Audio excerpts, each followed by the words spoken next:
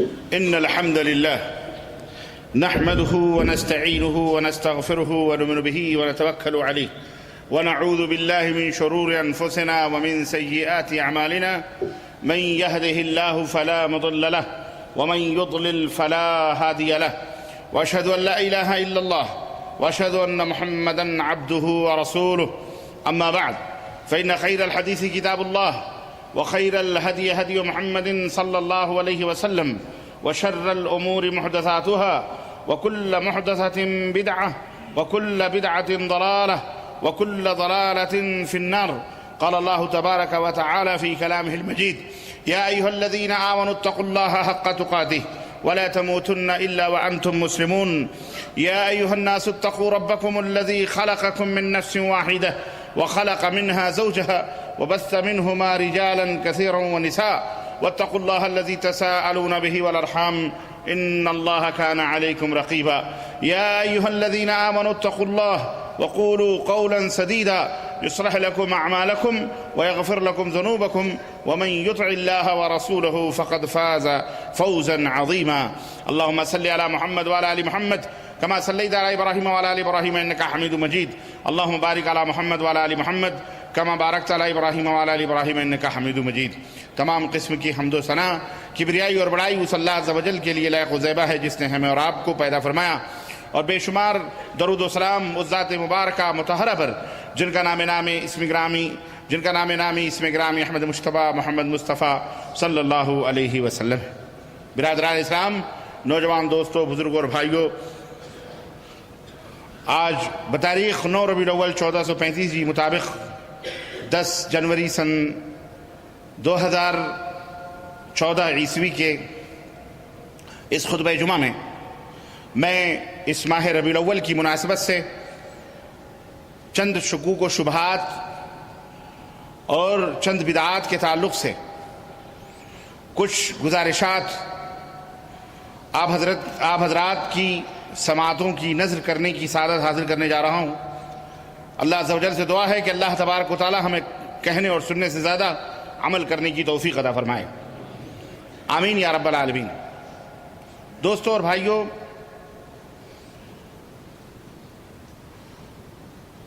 ستیزہ کار رہا ہے ازل سے تا امروز چراغ مصطفی سے شرار بولہبی.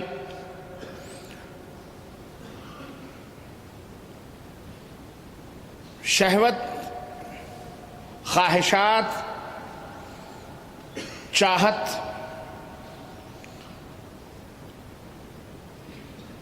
یہ ایک ایسی بلا ہے کہ اگر انسان اس کے اندر ملوث ہو جائے تو اسے بہت سارے نقصانات اور بہت سارے خساروں کا سامنا کرنا پڑتا ہے. اسی کے بالمقابل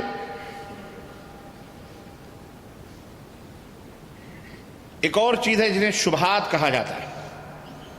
خواہشات کے بالمقابل ایک چیز ہے شبہات. کسی انسان کے دماغ میں یا دل میں اگر شبہات جڑ پکڑ لیں، شکوک و شبہات دخل انداز ہو جائیں اور وہ شکار ہو جائے شکوک و شبہات کا، تو وہ بھی خساروں سے، نقصانات سے دوچار ہوتا ہے. خواہشات، شہوات پرستی یہ بھی حرام ہے، اور شبہات اور شکوک یہ بھی بہرحال اسلام اور عقیدے کے تعلق سے یا بیجا طور پر کسی کے تعلق سے بھی بہرحال یہ بھی حرام ہے. لیکن دونوں میں ایک چیز، بنیادی ایک چیز کا فرق ہے. کوئی بھی شخص اگر خواہشات کا شکار ہو جاتا ہے،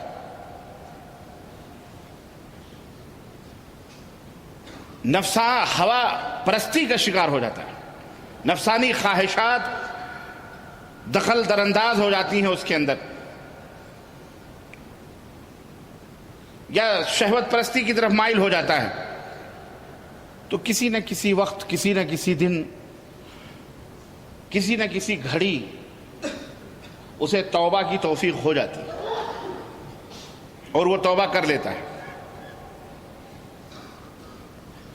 خسارے سے بچنے کی راہ اس کے لیے بہرحال کبھی نہ کبھی کھل جاتی ہے، مل جاتی ہے، اور وہ خسارے سے محفوظ ہو جاتا ہے۔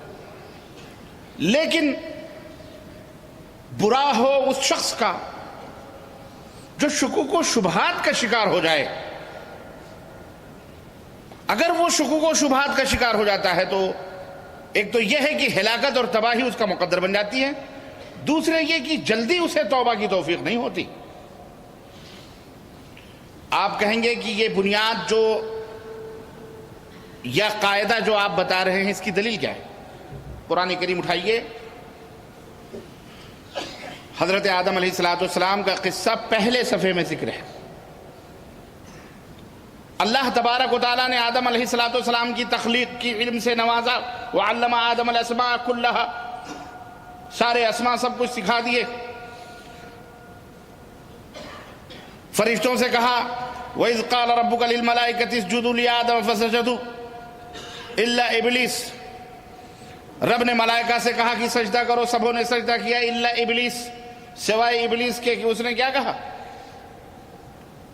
اس نے سجدہ نہیں کیا۔ ایک دوسرے بارے میں اللہ نے ذکر فرمایا کہ اس نے کہا خلقتنی من نار وخلقتہ من طین، تو نے مجھے آگ سے بنایا ہے، اسے مٹی سے بنایا ہے، میں اسے کیسے سجدہ کروں؟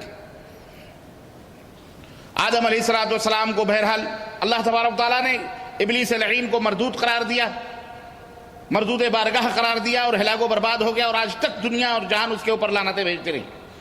اسے توبہ کی توفیق۔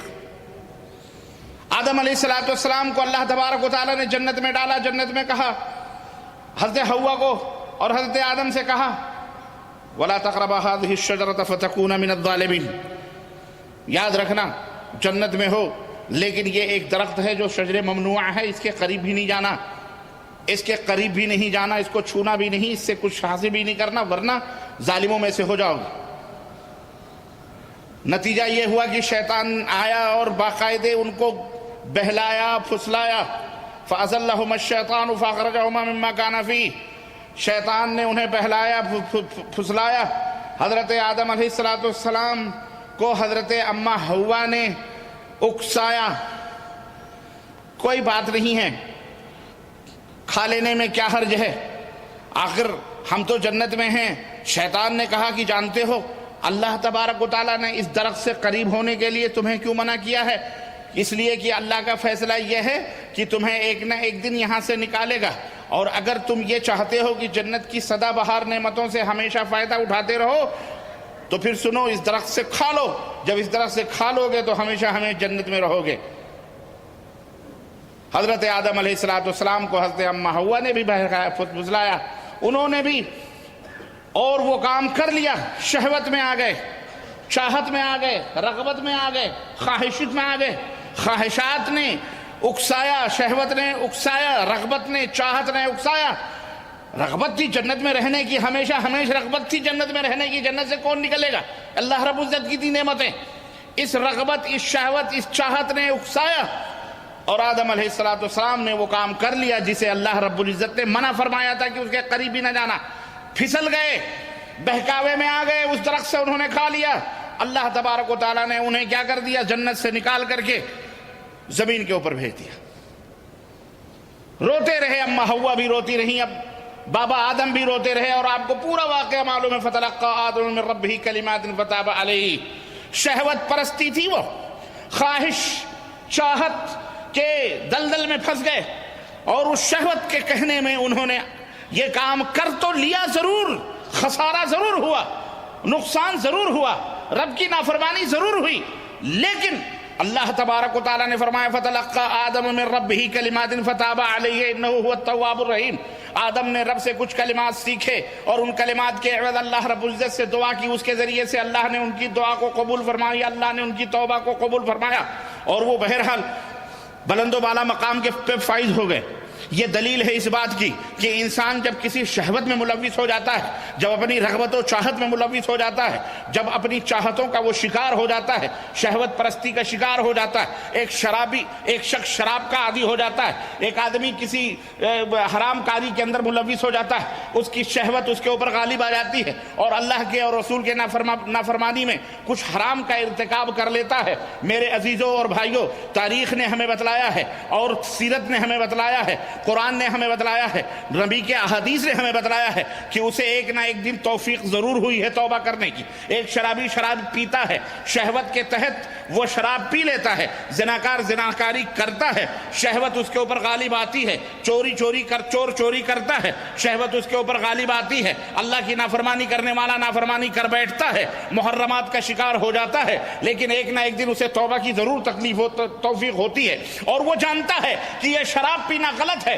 چوری کرنا غلط ہے، رشوت لینا غلط ہے، جھوٹ بولنا غلط ہے، بدکاری کرنا غلط ہے، لیکن شہوت کا غلبہ ایسا ہوتا ہے کہ وہ اس حرام کاری کے اندر ملوث ہو جاتا ہے۔ لیکن ایک وقت آتا ضرور ہے کہ وہ اس سے توبہ کر لیتا ہے، اس سے کنارہ کشی اختیار کر لیتا ہے، اللہ کی طرف رجوع بھی ہو جاتا ہے۔ اس سے اگر پوچھا بھی جائے کہ اللہ کے بندے تو نے یہ شراب پی ہے کہ یہ اچھی بات ہے، وہ کہے گا ہرگز نہیں اچھی بات ہے۔ وہ اپنی اولاد کو شراب پر، اپنی بیوی بچوں کو، اپنے اعزاء قارب کو، اپنے اہل و عیال کو کبھی بھی میخانے یا میکدے کی راہ نہیں بتلائے گا، نہ اسے اس کے ہاتھوں میں شراب دے گا، نہ وہ تمنا کرے گا کہ یہ بھی شراب پئیں۔ ٹھیک ہے وہ شرابی ضرور ہے، وہ بدکار ضرور ہے، وہ چوری ضرور کرتا ہے، لیکن وہ اپنی اولاد کسی کو بھی یعنی اس کو غلط کہتا ہے، وہ سمجھتا ہے کہ وہ غلط ہے، اس لیے اسے توبہ کی توفیق ہو جاتی ہے۔ لیکن ابلیس لعین کو شبہ تھا، ابلیس لعین کو جو مرض تھا، وہ مرض کس بات کا تھا؟ شبہات کے اندر وہ ملوث ہو گیا تھا، وہ شبہات کا شکار ہو گیا تھا، وہ شکوک کا شکار ہو گیا تھا کہ تو نے اسے مٹی سے بنایا ہے،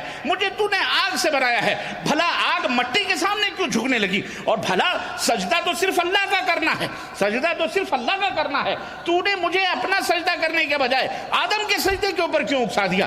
یہ وہ تھے شکوک، یہ تھے وہ شبہات جس کا وہ شکار ہو گیا، اور جب اس کا شکار ہو گیا تو وہ مردود بارگاہ بھی ہو گیا، وہ وفا اللہ رب العزت نے اسے راندے درگاہ بھی بنا دیا، اور آج تک وہ لعنتی ہو گیا۔ تو میرے عزیزوں، میرے دوستوں اور بھائیوں، قرآن کی ان آیتوں نے اور آدم اور ابلیس کے ان قصوں سے ہمیں جو نتیجہ ملتا ہے وہ یہ ملتا ہے کہ آدمی اگر شہوات کا، خواہشات کا شکار ہو جائے تو اسے امید ہے کہ اس سے توبہ کر لیتا ہے، لیکن جب آدمی شکوک و شبہات کا شکار ہو جائے تو یاد رکھو اسے جلدی توبہ کی توفیق نہیں ہوتی، اور وہیں سے ضلالت کی راہ نکلتی، وہیں سے گمراہیت کے دلدلوں میں وہ پھنستا چلا جاتا ہے۔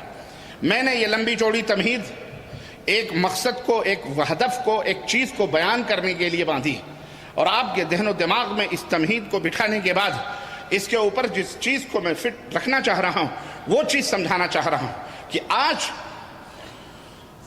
قرآن و سنت یہ ایک اٹل حقیقت ہے، ایک اٹل حقیقت ہے۔ آج قرآن و سنت ایک اٹل حقیقت ہے، ان کا انکار نہیں کیا جا سکتا، نہ ہی ان سے اعراض کیا جا سکتا ہے۔ ان کے اندر جو باتیں ہیں ان باتوں کے اوپر عمل کرنے سے بھی انکار نہیں کیا جا سکتا۔ نبی کریم صلی اللہ علیہ وسلم کہتا تو فرمانبرداری سے بھی اگر کوئی انکار کرے تو آدمی کفر کے دلدل میں چلا جائے گا اور وہ کافر ہو جائے گا، اللہ رب العزت کی بارگاہ سے نکل جائے گا۔ میرے عزیزوں، میرے دوستوں اور بھائیوں، قرآن و سنت پہ عمل کرنے والے اور اس کے بالمقابل شرک و بدعات کے اوپر عمل کرنے والے، عقائد کے اندر آج جو مسلمانوں میں مختلف گروہ بندیاں اور جماعتیں ہیں، جو فرقے اور تشدد کا یہ مسلمان شکار ہے، جس کی وجہ سے امن عامہ بھی خراب ہے اور برباد ہے، اور اتحاد نہ ہونے کی وجہ سے باہمی طور پر بہت سارے نزاعات اور بہت سارے جھگڑوں میں اور بہت ساری الجھنوں کے اندر یہ مسلمان اور بہت سارے فرقوں کے اندر بٹا ہوا ہے اور الجھنوں کا وہ شکار ہے۔ اس کا بنیادی سبب یہی ہے کہ قرآن و سنت کے بعد جو ہٹ کر کے عمل ہوتا ہے وہ شکوک و شبہات کے اوپر عمل ہوتا ہے۔ شکوک و شبہات کسی بھی شخص سے، ربیع الاول کی آج 9 تاریخ ہے، آج دیکھیے آپ اپنے ملکوں کا جائزہ لیجئے۔ میں یہیں تک پہنچنا چاہ رہا تھا۔ میں بہت سارے شکوک و شبہات نہیں بیان کر سکتا، نہ ہی میں ان تمام سب چیزوں کو اس مختصر سے وقت میں ذکر کر سکتا، نہیں ذکر کر سکتا ہوں، 12 ربیع الاول 2-3 دن 4 دن کے بعد ہمارے ملکوں کے اندر آنے والی ہے. اخبارات اٹھا کے دیکھیے, ٹیلی ویژن کی میڈیا کی نگاہیں دیکھیے, ٹیلی ویژنوں کے اوپر دیکھیے, آج ہی سے باقاعدہ بینر لگائے جا رہے ہیں, جھنڈیاں لگائی جا رہی ہیں, ہوائیں مہک رہی ہیں, فضائیں نور انگیز ہو رہی ہیں. تو خدا کی رحمتیں برکتیں, 12 ربیع الاول کی بہاریں آ رہی ہیں. آمد مصطفیٰ کی بہار ہے, آمد مصطفیٰ کی بہار ہے, یہ آنے والے ہیں, وہ آنے والے ہیں, فلاں ملائکہ اتر رہے ہیں, پتہ نہیں کیا کیا. یہ جو کنڈیشن ہے, یہ جو حالات پیدا ہوئے, کیا یہ محبت رسول صلی اللہ علیہ وسلم ہے, یا عقیدت ہے, یا شہوت ہے, یا شکوک و شبہات ہیں؟ حقیقت یہ ہے کہ بظاہر یہ لگتا ہے کہ اللہ اس کے رسول سے محبت کے تقاضے ہیں, اور ہمارے وہ بھائی جو اس کے اندر ملوث ہیں, اللہ انہیں ہدایت عطا فرمائے, انہوں نے محبت و عقیدت کا غلط مفہوم لے لیا, اور یہ محبت کے اظہار کا اور عقیدت کے اظہار کا ایک ذریعہ انہوں نے اس کو سمجھ لیا. حالانکہ اگر غور و فکر کیا جائے تو یقینی طور پر یہ دین سے دوری اور اسلام کے نہ سمجھنے کا سبب ہے, اور اللہ اور اس کے رسول کے فرمودات سے دوری کا سبب ہے, اور اللہ اور اس کے رسول صلی اللہ علیہ وسلم کی لعنت کا بھی سبب ہے, کہ اس سے اللہ کی لعنت کا بندہ شکار ہو جاتا ہے. میرے عزیزوں, میرے دوستوں اور بھائیوں, اللہ کے رسول صلی اللہ علیہ وسلم کے بتائے ہوئے طریقے پر عمل کرنا, صحابہ کے طریقے پر عمل کرنا, یہی سنت ہے. اس کو کیا کہا جاتا ہے؟ سنت. نبی کریم صلی اللہ علیہ وسلم کے بتائے ہوئے راستے کے اوپر اپنانا, اسی کو سنت کہا جاتا ہے. اور اس کی گارنٹی ہے کہ آدمی اس طریقے کو مضبوطی کے ساتھ پکڑے رکھے اور دل کے اندر ایمان اور عقیدہ رکھے, بغیر شکوک و شبہات کے, بغیر کسی لیت و لعل کے, اور بغیر کسی چوں اور چراغ کے, اور بغیر کسی کیسے اور ویسے کے, بالکل آنکھ بند کر کے ادھر حکم الہی ہو, ادھر گردن جھکائی ہو کا مسئلہ. یہ حقیقی مسلمان کی شناخت ہے, پہچان ہے, کہ اللہ اور اس کے رسول نے جن باتوں کو بتا دیا وہی فلاح کی راہ ہے, وہی نجات کی راہ ہے.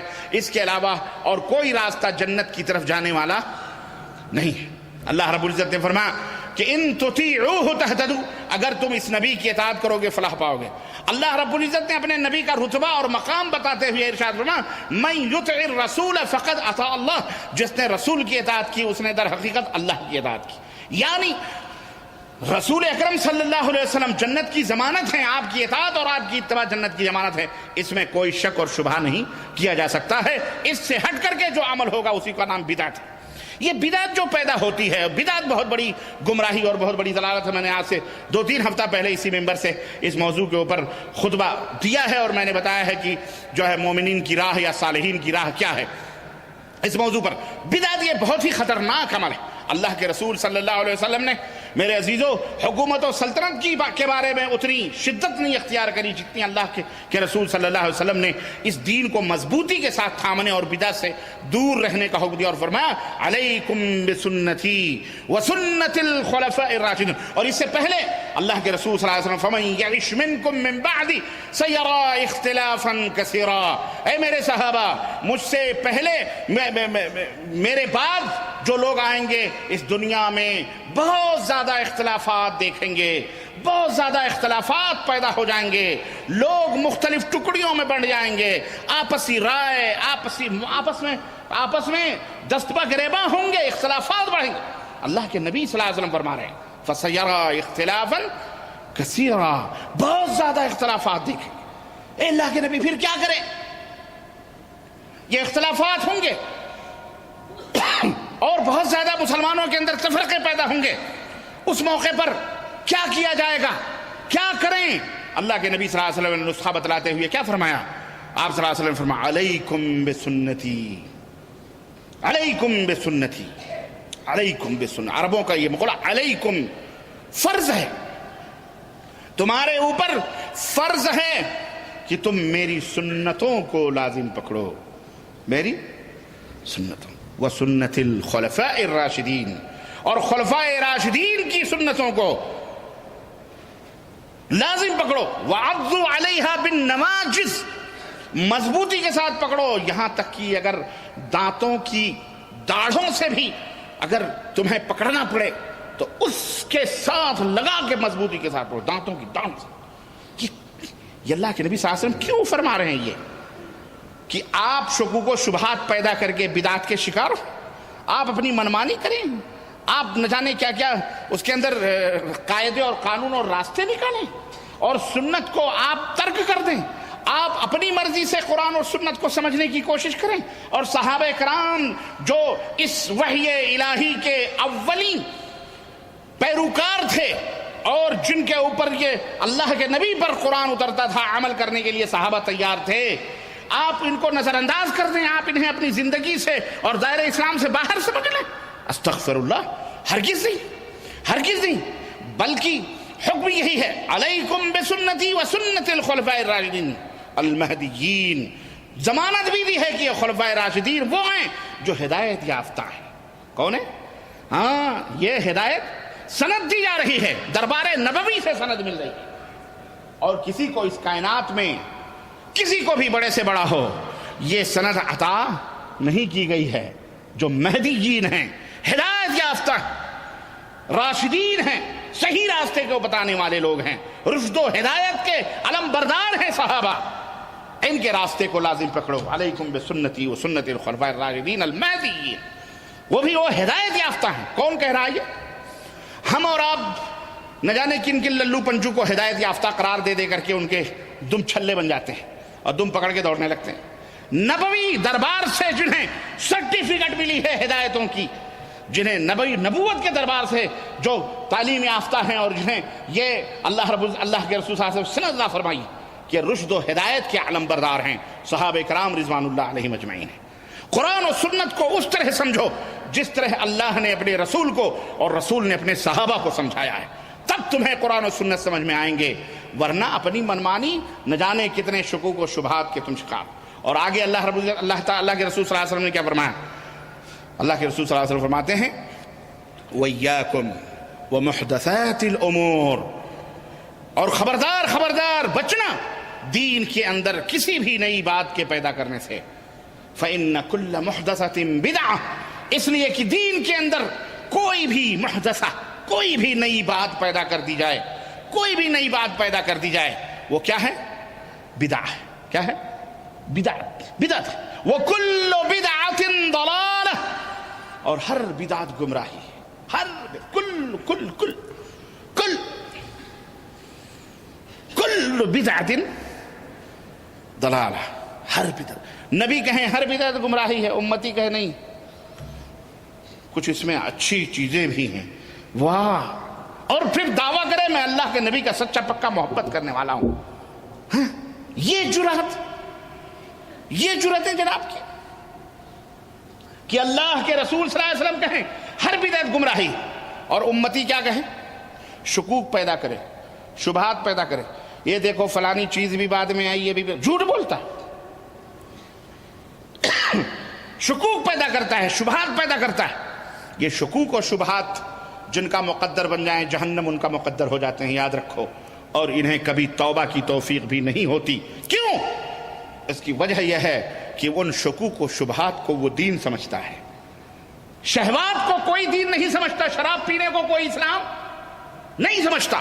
زناکاری، شہوت پرستی کرنے والا کبھی بھی ان محرمات کو دین کا حصہ، چاہے وہ جوا کھیلنے والا ہو، شراب پینے والا ہو، چاہے وہ جھوٹ بولنے والا ہو، چاہے وہ زناکار ہو، کبھی بھی وہ اسے دین کا حصہ.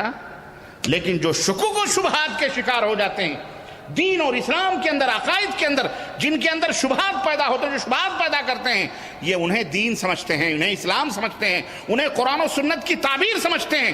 شیطان نے انہیں اس اعمال کو، ان عقائد کو ان کے دماغوں میں مزین اور آراستہ کر دیا ہے، اور وہ یہ سمجھتے ہیں کہ انہم یحسنون صنعا، وہ بہت ہی اچھا کام کر رہے ہیں. یہ برا کیسے ہو سکتا ہے؟ ایک تصویر لے کے لٹکا رہے ہیں، سبحان اللہ سبحان اللہ سبحان اللہ سبحان اللہ سبحان اللہ. برا تھوڑی ہے، سبحان اللہ ہی تو فرمایا.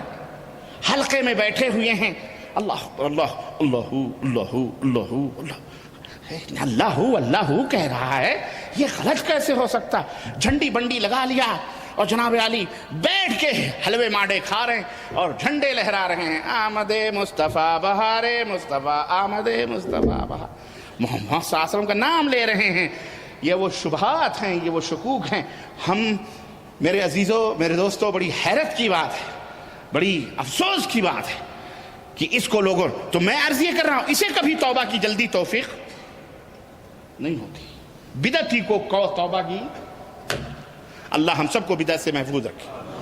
یاد رکھو ہم اسی لیے، اور یہ شرک بھی نہیں، بدعت کا ایک شاخسانہ ہے. اسی لیے اللہ تبارک و تعالیٰ نے کیا فرمایا؟ ان اللہ لا یغفر ان یشرک بہ ویغفر ما دون ذلک لمن یشاء. اللہ شرک کو کبھی معاف نہیں کرے گا، اور اس کے علاوہ جتنے بھی گناہ ہیں چھوٹے ہوں بڑے ہوں، اللہ جس کے لیے چاہے معاف فرما دے. اللہ جس کے لیے چاہے معاف فرما دے. یا ابن آدم لو اتیتنی بقراب من الارض خطایا. اے آدم کے بیٹو، اگر تم مجھ سے قیامت کے دن روز محشر اس حال میں ملاقات کرو کہ زمین اور آسمان بھر کے گناہ تمہارے سروں پہ لدے ہوں، لیکن تو نے میرے ساتھ کسی کو شریک نہ ٹھہرایا ہو، تو میں تیرے ان تمام گناہوں کو معاف کر دوں گا. اللہ اللہ. میرے عزیزوں، لیکن شرک و بدعت کے بارے میں اللہ کے رسول صلی اللہ علیہ وسلم نے فرمایا کہ بدعتی سے توبہ چھپا لی جاتی ہے، چھین لی جاتی ہے. بدعتی کو کبھی توبے کی توفیق اللہ رب العزت اس کے دل کے اوپر مہر مار دیتا، اسے کبھی توبے کی توفیق. وہ اسے دین سمجھتا ہے، وہ اسے اسلام سمجھتا ہے. آپ کبھی منع کر دو، بھیا یہ عید میلاد النبی کر رہے ہو، یہ بدعت، کہے گا یہ شیطان ہے. نبی کے پیدائش پر ہم خوشیاں منائیں اور جس کو تکلیف ہو رہی ہے، اس کا مطلب یہ فرعون ہے، یہ شیطان ہے، یہ مردود ہے. اور نہ جانے کیسے کیسے القاب اور کیسی باتیں کرتے ہیں، ہے کہ نہیں؟ میرے عزیزو، بدعت ایک بہت بڑی لعنت ہے. یہ نبی کریم صلی اللہ علیہ وسلم کی سنت سے بغاوت ہے، نبی کریم صلی اللہ علیہ وسلم کے دین سے بغاوت ہے. شاہ ولی اللہ محدث دہلوی رحمۃ اللہ علیہ، جن کا پورے مسلمان بر صغیر کے اندر، بر صغیر سے بھی بڑا ہندوستان، پاکستان، بنگلہ دیش، نیپال، یہ سارا پورا بر صغیر متحدہ جو پہلے تھا ہندوستان، رہین منت ہیں کہ شاہ ولی اللہ محدث دہلوی کے ذریعے سے احادیث کو فروغ حاصل ہوا ہے ہندوستان کے اندر، بر صغیر کے اندر. سب علماء ان کے رہین منت ہیں. ان کا کہنا کیا ہے؟ میرے نزدیک 100 زنا کر لینا بہتر ہے کسی ایک بدعت کے ایجاد کرنے سے. سوچو کیوں؟ اس لیے کہ زناکار کو توبہ کی توفیق ہو جاتی ہے، بدعتی کو توبہ کی توفیق. اس لیے میرے عزیزو، یہ بات ذہن میں رکھو، یہ نقطہ ذہن میں رکھو. اور وقت مجھے اجازت نہیں دے رہا ہے میں تفصیلات میں جاؤں. اگلے ہفتے زندگی رہی تو پھر یہیں سے میرا سلسلہ شروع ہوگا، اور عید میلاد النبی اور اس کے جتنے بھی شکوک اور شبہات ہیں، میں ان کے جوابات آپ کی خدمت میں رکھنے کی کوشش کروں گا. اللہ عز و جل سے دعا ہے کہ اللہ تبارک و تعالی ہمیں شہوت پرستیوں سے بھی محفوظ رکھے اور شکوک و شبہات پرستی سے بھی محفوظ رکھے. آمین یا رب العالمین. اور اللہ تمام مسلمانوں کو قرآن و سنت کا قرآن سنت پہ عمل کرنے والا بنائے. ہماری آل اولاد کو بھی اور ہمارے اعزاء اقارب کو بھی اور ہمارے اہل وطن کو بھی، تمام مسلمانوں کو، تمام کلمہ گو مسلمانوں کو اللہ تعالیٰ شرک و بدعت سے دور رہنے اور سنت، کتاب و سنت پر عمل کرنے کی توفیق عطا فرمائے، اور ہمارے دلوں میں اپنے نبی کی سچی اور پکی محبت پیدا فرمائے. ہمارے ملکوں کے اندر امن و امان عطا فرمائے. جہاں کہیں بھی مسلمان ہیں اللہ رب العزت امن و امان عطا فرمائے، اور جہاں کہیں بھی اور مسلمان رہتے اور بستے ہیں اللہ تبارک تعالیٰ وہاں پہ ان کے لیے امن و راحت کا سامان اللہ رب العزت پیدا فرمائے. ہم میں جو مریض ہیں انہیں شفایابی عطا فرمائے، جو انتقال کر چکے ہیں اللہ رب العزت انہیں کرور جنت نصیب فرمائے، ان کی مغفرت فرمائے، ان کے درجات کو بلند فرمائے. ہمارے ماں باپ کے اوپر رحم فرمائے، اور جو انتقال کر گئے ہیں ان کی قبروں کو نور سے منور فرمائے. جو زندہ ہیں ہمارے والدین اللہ رب العزت انہیں صحت و عافیت اور ان کا فرمائے، اور ان کا ایمان خاتمہ بالخیر فرمائے، اور اللہ رب العزت ہماری روزیوں میں برکت عطا فرمائے، صحت و عافیت عطا فرمائے، اور جو پریشان حال ہماری پریشانیوں کو دور فرمائے. اور بار الہ ہم لوگوں میں جو قرضدار ہیں ان کے قرضوں کو دور فرمائے، اور جو جن بھی پریشانیوں میں مبتلا اللہ تعالیٰ ان تمام پریشانیوں سے انہیں نجات عطا فرمائے. آمین یا رب العالمین. بارک اللہ لنا ولکم فی القرآن العظیم ونفعني وإياكم بالآیات والذکر الحکیم انہ تعالی جواد کریم ملک بالرؤوف الرحیم.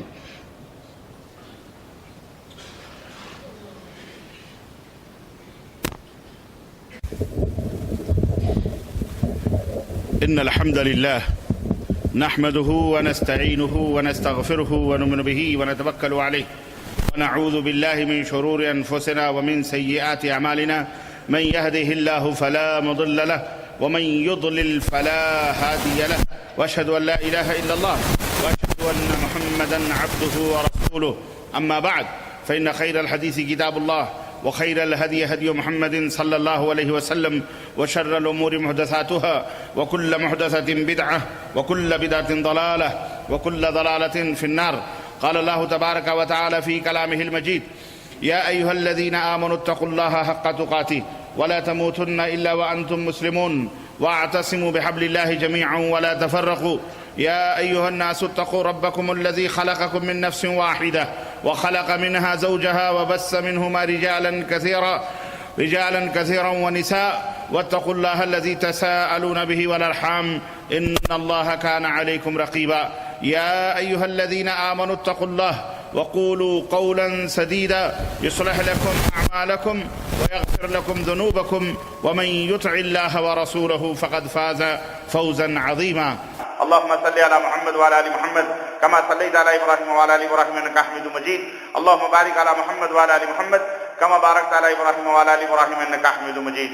تمام قسم کی حمد و ثنا، کبریائی اور بڑائی اس اللہ عز و جل کے لیے لائق و طیبہ ہے جس نے ہمیں اور آپ کو پیدا فرمایا، اور بے شبہ درود و سلام اس ذات مبارکہ مطہرہ پر جن کا نام نامی اسم گرامی احمد مجتبیٰ محمد مصطفیٰ صلی اللہ علیہ وسلم. برادران اسلام، نوجوان دوستوں، بزرگوں اور بھائیوں، آج کے اس خطبہ جمعہ میں میں اپنے پچھلے موضوع کی تکمیل کرنے کی سعادت حاصل کرنے جا رہا ہوں. جیسا کہ آپ کو معلوم ہے، پچھلے خطبہ جمعہ میں نے بتایا تھا کہ شہوات کی اتباع کرنے والے اور شبہات کی اتباع کرنے والے، ان دونوں میں بنیادی طور پر فرق یہ ہوتا ہے کہ جو لوگ شہوات کی اتباع کرتے ہیں انہیں توبہ کی توفیق مل جاتی ہے، لیکن جو لوگ شکوک و شبہات میں پڑ جاتے ہیں، جو شکوک و شبہات کے مرض میں مبتلا ہو جاتے ہیں، انہیں توبے کی توفیق نہیں نصیب ہوتی ہے. اور اس کی مثال میں نے دی تھی کہ جیسے حضرت آدم علیہ السلام شہوات کی بنا پر، شہوت اور رغبت اور خواہش کی بنا پر جنت کا وہ پھل جسے اللہ نے منع کیا تھا قریب جانے سے، جس کے قریب جانے سے منع کیا تھا، انہوں نے اسے کھا لیا. بہرحال نتیجہ یہ ہوا کہ وہ زمین پر جنت سے نکال کر زمین پر بھیج دیے گئے. بالآخر اللہ رب العزت نے انہیں توبے کی توفیق دی اور ان کی توبہ بھی قبول ہوئی. لیکن وہ شیطان لعین جسے رب ذوالجلال نے سجدہ کا حکم دیا تھا، اس نے سجدہ نہ کیا، شکوک و شبہات میں پڑ گیا. شکوک و شبہات کے اس نے دروازے کھولے. نتیجہ یہ ہوا کہ آج تک وہ راندے درگاہ ہے اور آج تک وہ مردود بارگاہ رب العزت ہے. تو یہ ایک فتنہ بھی ہے، شکوک بھی ایک فتنے ہیں اور شکوک و شبہات بھی فتنے ہیں اور شبہات میں پڑنا بھی فتنہ ہے. اللہ سے دعا کرنا چاہیے کہ اللہ ہمیں اپنی شہوت پرستیوں سے بھی، اس فتنے سے بھی دور رکھے اور شبہات پرستیوں سے بھی اللہ رب العزت ہمیں محفوظ رکھے. یہ دونوں آزمائشیں ہیں، یہ دونوں فتنے ہیں، اور اللہ رب العزت ان آزمائشوں میں مبتلا کر دیتا ہے. وجہ بھی اس کی یہ ہوتی ہے تاکہ وہ خیر اور شر کے اندر تمیز ہو سکے، حق اور باطل کے اندر فرق ہو سکے، اچھے اور برے کے اندر جو ہے اچھے اور برے انسانوں میں فرق ہو سکے کہ یہ آدمی اچھا ہے، یہ آدمی برا ہے، یہ آدمی شہوت پرست ہے، یہ آدمی شبہات پرست ہے، اس آدمی کے اندر یہ آدمی حق پر ہے، یہ آدمی باطل پر ہے. یہ اللہ رب العزت کی طرف سے یہ آزمائش ہوتی ہے. اللہ نے جس طرح لقد فتن الذین من قبلہم، جیسے کہ ان سے پہلے مطلب امت محمدیہ سے پہلے لوگوں کو اللہ رب العزت نے آزمائش میں مبتلا کیا ہے. اللہ رب العزت نے فرمایا کیا لوگوں نے یہ سوچ رکھا ہے کہ انہیں ایسے ہی چھوڑ دیا جائے گا اور انہیں آزمائش میں مبتلا نہیں کیا جائے گا؟ بس یہ صرف کہہ لیں کہ ہم اللہ پر ایمان لائے، اللہ پر ایمان لانے کی وجہ سے ان کو چھوڑ دیا جائے گا؟ نہیں، بلکہ مومنین کو بھی آزمایا جائے گا اور جو کلمہ پڑھنے کا دعویٰ کرتے ہیں انہیں بھی آزمایا جائے گا. اور یہ آزمائش صرف اس لیے ہوگی تاکہ اچھے اور برے کے درمیان تمیز ہو سکے، مومن اور منافق کے درمیان تمیز ہو سکے، اہل السنہ اور اہل البدع کے درمیان فرق ہو سکے، منہج حق اور منہج باطل پر عمل کرنے والوں کے درمیان فرق ہو سکے. تو یہ شکوک و شبہات، میں نے عرض کیا کہ جو اہل بدعت ہوتے ہیں، جو منہج حق سے دور ہوتے ہیں، وہ لوگ شکوک و شبہات کے شکار ہوتے ہیں. ایک سے ایک شک اور ایک سے شبہ اور ایک سے ایک بدتمیزیاں اور ایک سے ایک گالیاں اور ایک سے باتیں وہ لوگ جو ہے اہل حق کو کی طرف منسوب کرتے ہیں اور اہل حق کو دیتے ہیں. میں نے بتایا کہ بہت ساری باتوں میں سے صرف ایک بات، یہ جو ابھی ربیع الاول کے مہینہ گزرا ہے، ربیع الاول کے مہینے میں ہم ساتھ لے رہے ہیں، اور ابھی جو پچھلا ہفتہ گزرا ہے ہمارے یہاں، آپ دیکھیں عید میلاد النبی کے نام پر کتنے شکوک اور کتنے شبہات، اور بڑے بڑے مولوی، بڑے بڑے جگاد. ابھی میں آتے آتے ایک ویڈیو کی کلپ دیکھ رہا تھا، اس میں ایک مولوی ہے، اللہ رب العزت ہدایت فرمائے، دیکھیں کیسے کیسے لوگ ہوتے، بالکل شیعوں کا انداز، روافض کے طور اور طریقے، بالکل وہی ڈھنگ، وہی روش، وہی طریقہ یہ اہل باطل کا ہوتا ہے. اور وہ کس طرح سے گزند پہنچاتے ہیں اور کس طرح سے وہ لوگ نشتر لگاتے ہیں، ہے نا. کہتا وہ آدمی بیان کرتا تھا کہ پیارے نبی صلی اللہ علیہ وسلم پیدا ہوئے، اماں آمنہ نے اپنی گود میں لیا، دیکھا، لبوں پہ مسکراہٹ کھیلی، کہنے لگی کتنا حسین بچہ ہے. کہو سبحان اللہ، سبحان اللہ. مومنین کہیں گے، ہاں جو مومنین ہے وہ کہیں گے سبحان اللہ.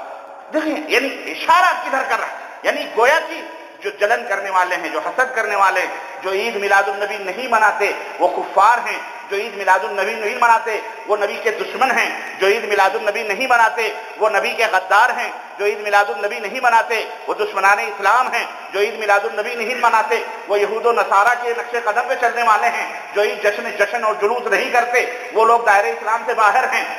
عجیب و غریب باتیں امت کے درمیان، اور لوگ اس کے اوپر سبحان اللہ، الحمدللہ، لا الہ الا اللہ، پتہ نہیں کیا ہے. آپ کو حیرت ہوگی کہ استغفر اللہ، اس طرح کی باتیں جس کا اسلام.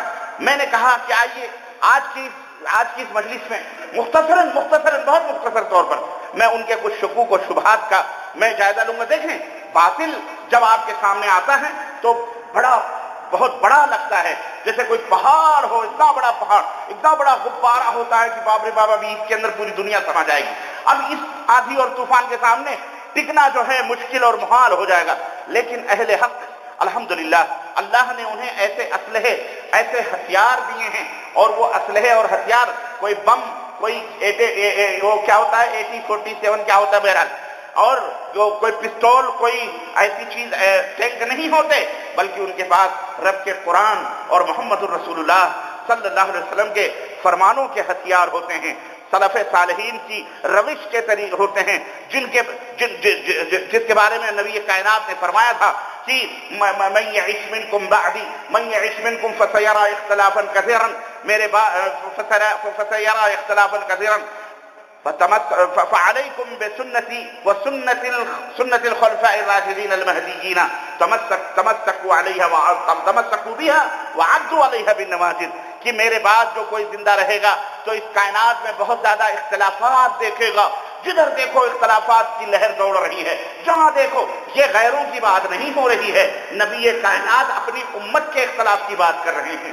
آپ کفار کی، یہود کی، نصارہ کی، آپ ان کے اختلافات کی بات نہ کریں، غیر مسلمین کی.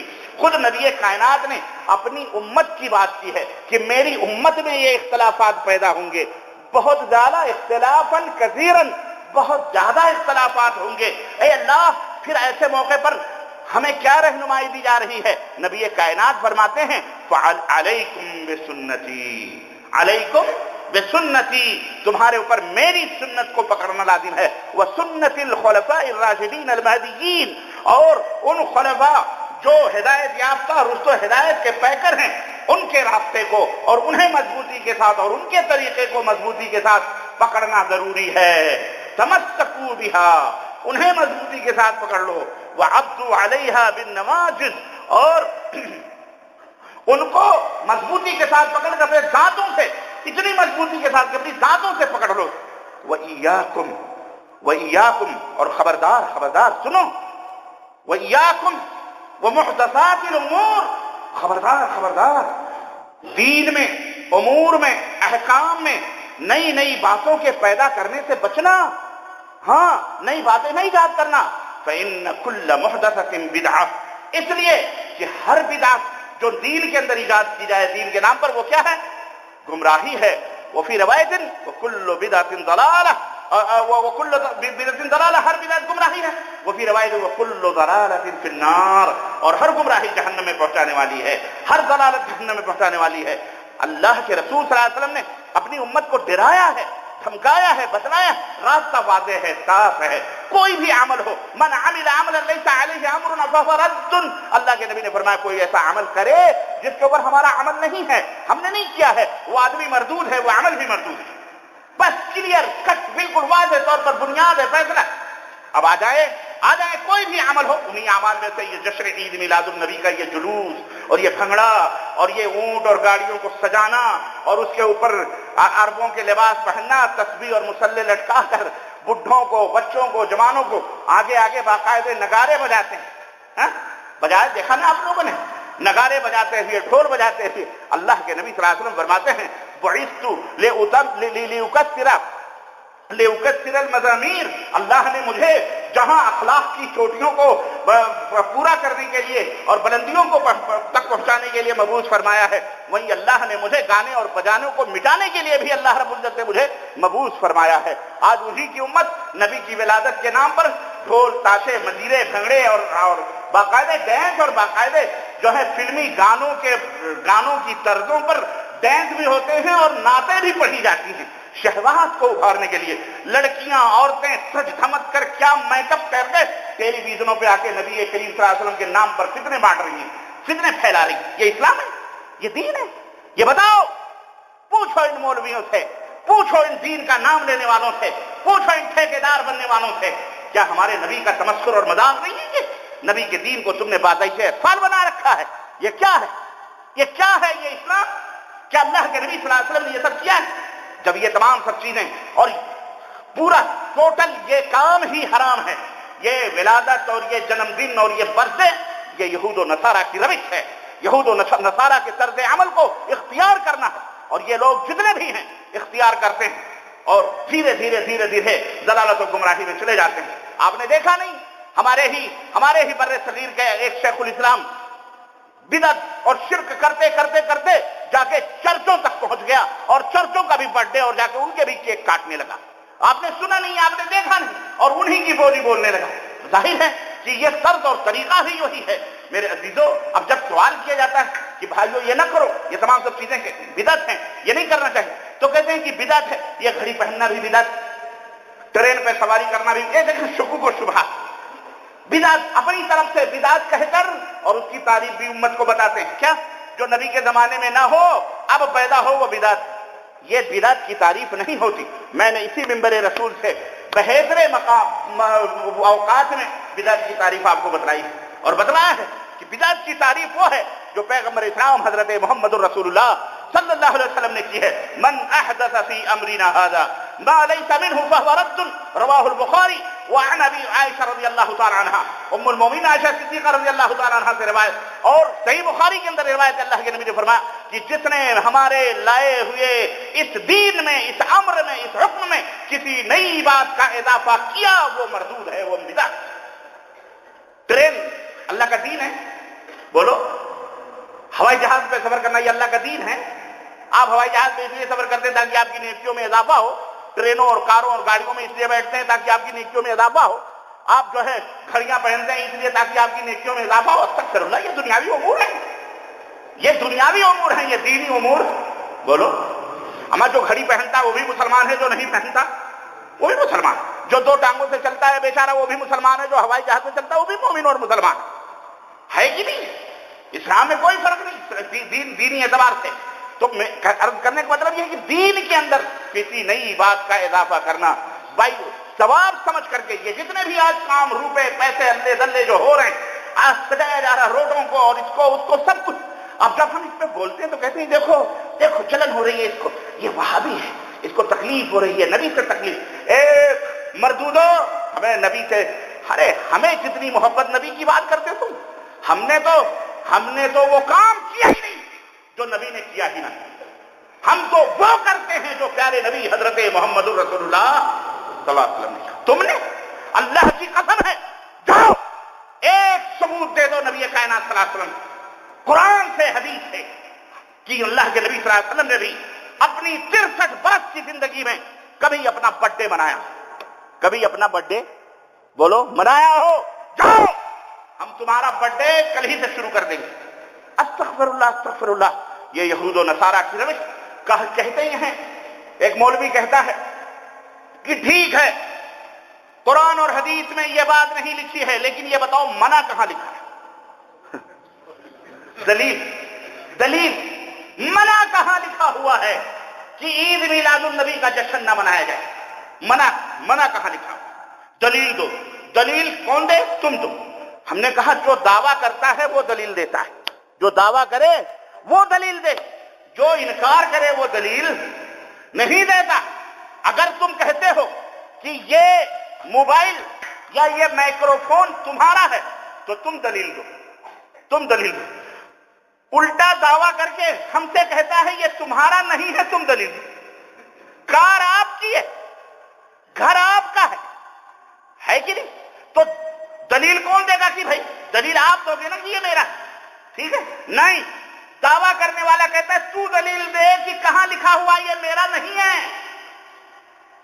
نہیں سمجھ میں بات ہے؟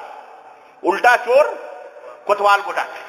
ہم نے کہا یار یعنی چت بھی تیری پٹ بھی تیری۔ احمد رضا خان صاحب جو اعلیٰ حضرت، وہ فرماتے ہیں نبی کریم صلی اللہ علیہ وسلم 8 ربیع الاول کو پیدا ہوئے، 12 ربیع الاول کو تو ان کی وفات ہوئی۔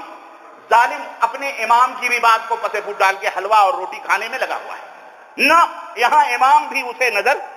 تو یہ میں نہیں کہتا کہ یہ سارے کے سارے برے ہیں، یہ سب یا یہ جان بوجھ کر، اس میں کچھ لوگ ہیں جو جانتے ہیں سمجھتے ہیں، لیکن اکثریت بھیڑوں کی ہے۔ بھیڑ چال باپ دادے کرتے آئے ہیں اور یہ شبہ پیدا کرتے ہیں۔ تو اس شبہ کا یہ جواب کیا؟ اچھا دوسری بات، کہاں لکھا ہے کہ نہیں منانا چاہیے؟ تو ایسی تو بہت ساری باتیں دین کے اندر ہے، اگر ہم آپ سے پوچھ لیں تو آپ کے دانتوں سے پسینے آ جائیں گے، آپ ثابت نہیں کر سکتے۔ آپ اذان دیتے ہیں، ایک مؤذن اذان دیتا ہے کہ نہیں دیتا؟ جب اذان دیتے ہوئے اخیر میں کیا کہتا ہے؟ حی علی الصلاۃ، حی علی الصلاۃ، حی علی الفلاح، حی علی الفلاح، اللہ اکبر، اللہ اکبر، لا الہ الا اللہ۔ اب کوئی چودھری صاحب پہنچے، ڈنڈا لے کے مؤذن سے کہے بے کلمہ پورا کر، کلمہ پورا کر، محمد الرسول اللہ بھی کہے اور کہلوا دے وہ، تو بتاؤ یہ اذان درست ہوگی؟ بولو کیوں نہیں درست ہوگی؟ محمد الرسول اللہ کہنا تو لا الہ الا اللہ کے ساتھ لکھا ہوا ہے، لکھا ہوا۔ میں آپ سے پوچھنا چاہتا ہوں، آپ کہیں گے کہ اذان درست نہیں ہے، میں کہوں گا مجھے دلیل دو کہ کہاں قرآن اور حدیث میں لکھا ہے کہ لا الہ الا اللہ کے بعد محمد الرسول اللہ نہ کہو؟ کہاں لکھا ہے کہ اللہ کے نبی نے منع کیا ہے؟ کہاں لکھا ہے؟ آپ نے فجر کی 2 رکعت نماز پڑھی ہے فرض، اور 2 رکعت پڑھی ہے آپ نے سنت۔ آپ نے جو فرض کی 2 رکعت پڑھی ہے، آپ کوئی آدمی 4 پڑھتا ہے اور آپ سے سوال کرے کہ جناب علی کہاں لکھا ہے کہ اللہ کے نبی نے فجر کی 4 رکعت پڑھنے سے منع کیا ہے یا 6 رکعت پڑھنے سے منع کیا ہے؟ بتائیں آپ، کہیں کوئی موضوع گڑھی ہوئی روایت بھی آپ کو نہیں ملی۔ منع نہیں لکھا، منع کہیں اللہ کے نبی نے، تو کیا مطلب وہ آدمی جو 2 رکعت کے بجائے 4 رکعت فجر کی فرض پڑھے وہ درست کرے گا؟ میاں اگر وہ واقعی ضد کر کے پڑھتا ہے اور کہتا ہے اسے میں شریعت سمجھتا ہوں، رب ذوالجلال کی قسم ہے وہ کافر ہے، وہ کافر ہو جائے، ہے کہ نہیں ہے؟ بولو میرے عزیزو۔ اور یہ عقلی دلیل ہے، اور نقلی دلیل بتاؤ۔ نقلی مطلب یعنی اصلی ہے، وہ یعنی نقل ہے حدیث میں قرآن میں، لیکن اکثر و بیشتر لوگ اس کو اڑا دیتے ہیں۔ اللہ کے رسول صلی اللہ علیہ وسلم نے فرمایا من عمل عملا لیس علیہ امرنا، جس نے کوئی ایسا عمل کیا جسے ہم نے نہیں کیا ہے فہو رد، وہ کیا ہے؟ مردود ہے۔ اب بتاؤ ممانعت پوچھو گے کہ منع کہاں لکھا ہے؟ ایسے نیاز اور فاتحے، گاگر، چادر، قبر گزر، سوروں کا مسئلہ یہی ہے۔ طيب ایک شبہ اور پیش کیا، تو یہ شبہ سمجھ میں آیا؟ اس کا جواب سمجھ رہے؟ ایک شبہ اور پیش کیا جاتا ہے کہ جی اللہ کے رسول صلی اللہ علیہ وسلم جب پیدا ہوئے تو ابو لہب نے سویبیہ لونڈی کو آزاد کر دیا، اور ایک شخص نے خواب میں دیکھا، صحیح بخاری کے اندر یہ روایت موجود ہے حاشیے میں، اور امام بخاری نے اس کو ذکر بھی کیا ہے، صحیح بات۔ ایک شخص کیا حضرت عباس رضی اللہ تعالیٰ عنہ نے خواب دیکھا، تو خواب میں ابو لہب سے پوچھا تیرا کیا حال ہے؟ تو ابو لہب نے کہا کہ مجھے ہمیشہ عذاب الہی میں ملوث ہوں، لیکن مجھے ایک دن مجھے اس انگلی کے اندر چوسنے کا موقع ملتا ہے جس میں شہد جیسی مٹھاس آتی ہے، اور یہ اس وجہ سے ہے کہ میں نے سویبیہ لونڈی کو محمد کی پیدائش پر جو آزاد کیا تھا، اشارہ کیا تھا، تو اس اشارے کی برکت سے وہ جو ہے اس کے اندر شہد پیدا ہوتی ہے اور میں اس کو چوستا ہوں۔ یہ جب ابو لہب فیضیاب ہو سکتا ہے کافر ہو کر، جب ابو لہب کے اوپر رب کا یہ فیضان ہو سکتا ہے، جب ابو لہب کے اوپر رب کے رحمت و کرم کی برکھا برس سکتی ہے، جب ابو لہب یہ پا سکتا ہے، یہ پا سکتا ہے، وہ پا سکتا ہے کافر ہو کر کے، تو ہم تو عاشق رسول ہیں، ہمیں کیوں نہیں یہ چیز مل سکتی؟ کیا قیاس ہے، کیا بنیاد ہے؟ کوئی دلیل نہیں تو کافر ہی صحیح ہے، کافر ہی کو دلیل مان لیا ہوتا ہے۔ ہم نے کہا اللہ کے بندو، ایک تو اس کے اندر کہیں ذکر نہیں ہے کہ اللہ کے رسول صلی اللہ پیر کے دن یا نبی کی ولادت کے دن یہ چیز ہوتی ہے، نمبر ایک۔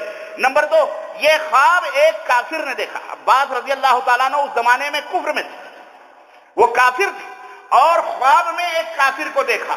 کافر کا بیان، کافر یہ اسلام کے اندر حجت اور دلیل، کافر کی بات اسلام کے اندر حجت اور دلیل نہیں ہو سکتی، ہرگز نہیں ہو سکتی۔ تو یہ کافروں کی بات ہے، اور ان کافروں کے اقوال پر وہی عمل کرے گا جو ان کے منہج اور ان کے نقش قدم پہ چلتا ہوا۔ نہیں سمجھ میں آتا ہے؟ تو جو لہابی ہوگا وہ ابو لہب کی سنتوں کے اوپر عمل کرے گا۔ بات ختم۔ یہ ایک شبہ۔ دوسری بات یہ ہے، ایک شبہ اور پیش کیا جاتا ہے کہ جی اللہ کے نبی پیدا ہوئے تو جشن منانا چاہیے، خوشیاں منانا چاہیے۔ میں نے کہا چلو ٹھیک ہے، اللہ کے نبی 12 تاریخ کو پیدا ہوئے، ہم مان لیتے ہیں، لیکن میرے نبی کی ایک سنت اور بھی ہے۔ اللہ کے حبیب صلی اللہ علیہ وسلم فرماتے ہیں جمعرات کے اور پیر کے روزے رکھتے ہیں۔ صحابہ نے پوچھا کہ اے اللہ کے نبی، آپ جمعرات کے اور پیر کے روزے کیوں رکھتے ہیں ہر ہفتے؟ اللہ کے رسول صلی اللہ علیہ وسلم نے فرمایا کہ اس لیے روزہ میں رکھتا ہوں کہ اس دن میں پیدا ہوا ہوں، اور جمعرات پیر کو میں پیدا ہوا ہوں اس لیے روزہ رکھتا ہوں، اور جمعرات کو اس لیے روزہ رکھتا ہوں کہ جمعرات کے دن بندوں کے اعمال اللہ کے دربار میں پیش کیے جاتے ہیں 7-8 دن کے، ہفتہ بھر کے۔ تو میں یہ چاہتا ہوں کہ جب میں میرے اعمال اللہ کے دربار پیش ہوں تو میں روزے سے رہوں، یہ مجھے خوشی ہوتی ہے، میں روزے سے رہوں، اس لیے میں جمعرات کو روزہ رکھتا ہوں۔ تو پتہ یہ چلا کہ پیغمبر اسلام کی ولادت پر روزہ رکھنا چاہیے، پیغمبر اسلام کی ولادت پر کیا رکھنا چاہیے؟ روزہ رکھنا چاہیے، اور یہ روزہ ہر ہفتے کی پیر کو رکھنا چاہیے، اور جس دن روزہ ہوتا ہے اس دن عید نہیں منائی جاتی، یہ ظالم عید منا رہا ہے۔ صحیح سمجھ میں بات ہے؟ یہ شبہات ہیں ان کے، اور جیسی روح ویسی فرشتے، جیسی دلیل، جیسی بات ویسی دلیل۔ عقل کے گھوڑوں کو عقل کے گھوڑوں سے مارو۔ تم قرآن و حدیث سمجھاتے رہو گے، یہ تو اپنے امام کو بھی پیچھے چھوڑ کر کے آگے بڑھ گئے۔ جب اپنے اماموں کی نہیں مانتے تو امام الرسول سیدنا محمد الرسول اللہ صلی اللہ علیہ وسلم کی کب ماننے والے ہیں؟ جن کے مسلک کے نام لے کر کے اپنی روٹیاں سیکتے ہیں، جب یہ نہیں مانتے تو نبی کریم صلی اللہ علیہ وسلم کی بات کہاں؟ تو جس دن عید ہوتی ہے جس دن روزہ ہوتا ہے اس دن عید، نمبر 1۔ اور دوسری بات یہ ہے کہ کیا سال میں ایک دفعہ نبی تو ہر ہفتے روزہ رکھیں پیر کے دن، اور ان کا عاشق سال میں ایک دفعہ جب روزہ رکھنا ہے تو اس دن عید بنا رہا ہے؟ یہ بتاؤ اہل سنت ہے یا اہل بدعت ہے؟ یہ اللہ کے نبی کے طریقے اور طرز پر عمل کر رہا ہے یا کس پہ اوپر عمل کر رہا ہے؟ نمبر 4، اب آئیے ہم یہ بھی دیکھتے ہیں کہ نبی کا طرز عمل تو یہ ہے کہ وہ پیر کو روزہ رکھتے ہیں، صحابہ کرام کا طرز عمل یہ ہے کہ وہ پیر کو روزہ رکھ رہے ہیں، تابعین سب کا عمل یہ ہے۔ ہمیں نبی کریم صلی اللہ علیہ وسلم 63 برس تک زندہ رہے، 40 برس آپ کی غیر نبوت کی زندگی، 23 برس نبوتی زندگی، اس میں 13 برس مکے کی اور 10 برس مدنی زندگی۔ آپ صلی اللہ علیہ وسلم نے کبھی بھی اپنا برتھ ڈے نہیں منایا۔ یہ جشن، یہ جلوس اور یہ جھنڈے لہرانا، یہ تمام سب چیزیں، یہ کبھی اللہ کے رسول صلی اللہ علیہ وسلم نے نہیں منائے۔ صحابہ کرام رضوان اللہ علیہ مجمعین کو ہم دیکھتے ہیں، حضرت ابو بکر کی 2 سالہ زندگی خلافت کے بعد کی، حضرت عمر فاروق اعظم کی 12 برس کی حکومت، اس کے بعد حضرت عثمان کی، حضرت علی کی، اس کے بعد اور دیگر خلفاء، ہمیں ان میں کہیں بھی 12 ربیع الاول یا 12 وفات یا نبی کریم صلی اللہ علیہ وسلم کی ولادت یا جشن عید میلاد النبی کے نام پر کہیں بھی کوئی بھی ایسا واقعہ نہیں ملتا کہ انہوں نے کبھی اللہ کے نبی صلی اللہ علیہ وسلم کا برتھ ڈے یا ولادت یا تمام سب چیزیں منائی ہوں۔ سوال یہ ہے کہ اگر یہ دین ہوتا، اگر یہ اسلام ہوتا تو ابو بکر صدیق بھی مناتے، حضرت عمر فاروق اعظم بھی مناتے، حضرت عثمان غنی بھی مناتے، حضرت علی بن ابی طالب بھی مناتے، طلحہ بھی مناتے، زبیر بھی مناتے، ابو امیر معاویہ بھی مناتے، یزید بھی مناتے، خلفائے راشدین اور دیگر اسلامی بنو امیہ بنو عباسیہ بھی مناتے۔ اور یہی نہیں، محدثین کی جماعت حضرت امام بخاری کو لے لو، وہ بھی مناتے، حضرت امام مسلم بھی مناتے، امام ترمذی بھی مناتے، امام ابو داؤد، امام نسائی اور دیگر ائمہ بھی مناتے، حضرت عبداللہ بن مبارک بھی مناتے، حضرت اور ائمہ کی لے لو جن کا نام لیتے ہیں کہ ہم انہی کی طرف منسوب ہیں، ہم حنفی ہیں۔ میں پوچھنا چاہتا ہوں، حضرت امام ابو حنیفہ بھی مناتے۔ جاؤ دنیا بھر کے مولویوں کو چیلنج ہے، جاؤ جو ہماری زبانیں جانتے ہیں، جاؤ بتا دو کہ امام ابو حنیفہ رحمۃ اللہ علیہ جن کی طرف آپ نسبت کرتے حنفی ہو، ایک روایت بتا دو کہ انہوں نے بھی جشن عید میلاد النبی منایا ہو۔ جاؤ، رب کی قسم ہے ہم بھی منانا شروع کریں گے۔ جاؤ، کوئی بڑا نہیں ہے، یہ دعوے نہیں ہیں، یہ الحمدللہ اور ناطقے بند ہیں، بلبلاہٹیں جاری ہیں۔ اگر امام ابو حنیفہ نے بھی نہیں منایا، امام شافعی، امام مالک، امام حنبل، دیگر ائمہ کرام نے بھی نہیں منایا، یہ ہمارے اسلاف ہیں، یہ ہمارے بزرگان دین ہیں، کسی نے بھی نہیں منایا، تو ظالموں تمہیں کہاں سے ملا؟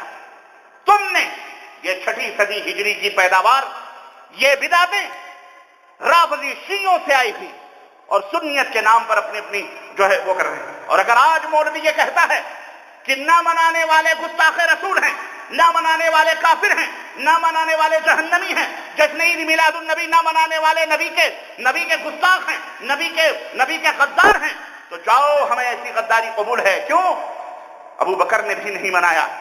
ظالموں، تمہاری گالیاں ابو بکر کے اوپر بھی لگ رہی ہیں، تمہاری گالیاں حضرت طلحہ زبیر پہ بھی لگ رہی ہیں، حضرت عمر فاروق اعظم علی بن ابی طالب پہ بھی لگ رہی ہیں، تمہاری گالیاں حضرت فاطمہ الزہرا اور ام المومنین عائشہ صدیقہ ازواج مطہرات پر بھی لگ رہی ہیں۔ تمام صحابہ کرام تمہاری گالیوں کی زد میں آ رہے ہیں۔ یہی نہیں، محدثین بھی، صحابہ بھی، تابعین بھی، تبع تابعین بھی، امام ابو حنیفہ بھی، امام مالک بھی، امام شافعی بھی، امام احمد بن حنبل رحمہ اللہ بھی اور دیگر تمام محدثین رحمہ اللہ، سب تمہاری گالیوں کی زد میں آ رہے ہیں۔ سب کے سب کو تم کافر سمجھ رہے ہو، سب کے سب کو تم باطل سمجھ رہے ہو، سب کے سب کو تم خاطئ سمجھ رہے ہو، سب کے سب کو تم جہنمی سمجھ رہے ہو، سب کے سب کو تم غدار مصطفیٰ سمجھ رہے ہو، سب کے سب کو تم جہنم کی طرف جانے والا سمجھ رہے ہو۔ جاؤ، تمہیں تمہاری اپنی یہ جھوٹی جنت مبارک ہو، ہمیں مدینے والے کی جنت مبارک ہو، ہمیں مدینے والے کے راستے پہ چلنے والے مبارک ہو، ہمیں ابو بکر عمر فاروق اعظم کا راستہ مبارک، ہمیں طلحہ زبیر کا راستہ مبارک، ہمیں ائمہ کرام کا راستہ مبارک، ہمیں تابعین تبع تابعین کا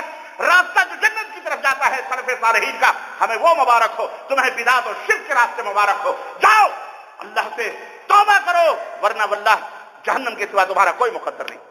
نبی کریم صلی اللہ علیہ وسلم کے محبت کے تقاضے کیا ہیں؟